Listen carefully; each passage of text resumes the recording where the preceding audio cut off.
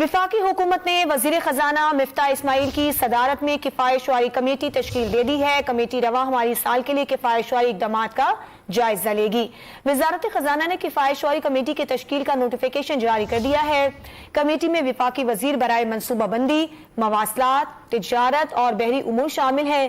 وزیر مملکت خزانہ، سیکرٹری خزانہ، سیکرٹری منصوبہ بندی کمیٹی، سیکرٹری صنعت و پیداوار اور ایڈیشنل سیکرٹری خزانہ بھی کمیٹی اراکین میں شامل ہیں۔